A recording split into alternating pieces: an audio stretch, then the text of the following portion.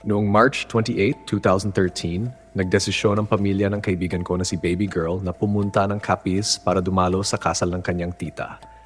Sobrang debotong Kristiyano ng pamilya ni Baby Girl. Ang kanyang ama ay Hapon, ang ina ay Pilipina, at may kuya siyang may bingot. Kasama nila ang driver nilang si Kuya Ronald sa biyahe. Bago umalis, nagpaalam sila sa amin at nag-iwan pa ng susi sa bahay. Sa gitna ng biyahe, napansin nila na parang pabalik-balik lang sila sa isang lugar. Paikot-ikot ang daan kahit maggagabi na. Dahil dito, naghubad ng t-shirt si Kuya Ronald at binaligtad ito. Pamahing nakakatulong daw sa mga nawawalang biyahe. Hinikayat niyang gawin din ito ng pamilya ni Baby Girl, pero tumanggi sila dahil hindi sila naniniwala sa ganoong mga paniniwala. Habang lumalalim ang gabi, mas lalong bumigat ang pakiramdam ng kanilang pagkaligaw.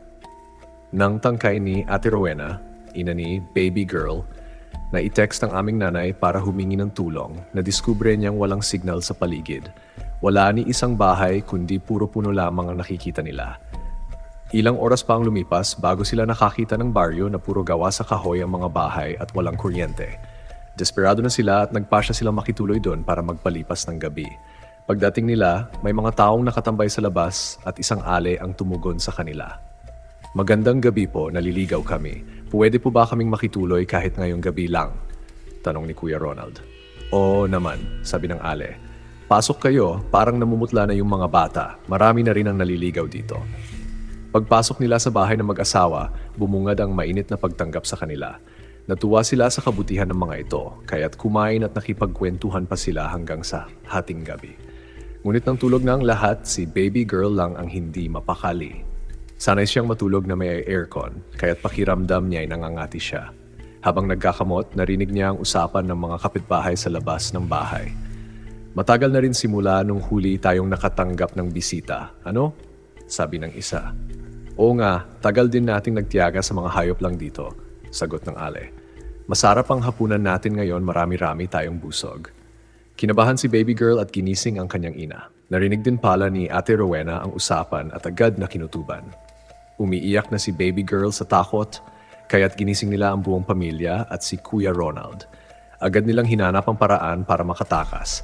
Napansin nila ang isang maliit na butas sa dingding na yari lang sa pinagtagpi-tagping kahoy.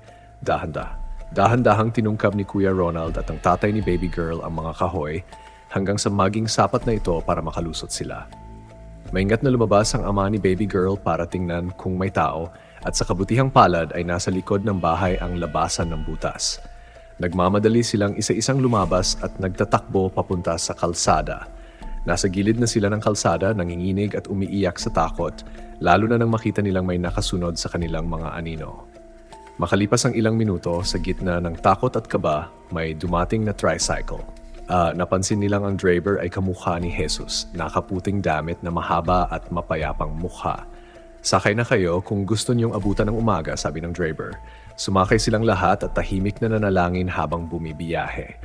Nang makarating sila sa bayan ng alas 4 ng umaga, pinasalamatan nila ang driver at sinubukang abutan ng bayad pero tinanggihan ito ng lalaki at basta na lang umalis.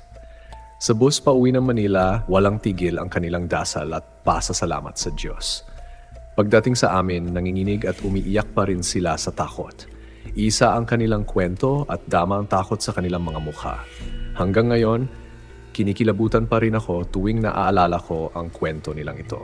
Ito rin ang naging dahilan kung bakit mas lalo pa akong napalapit sa Diyos.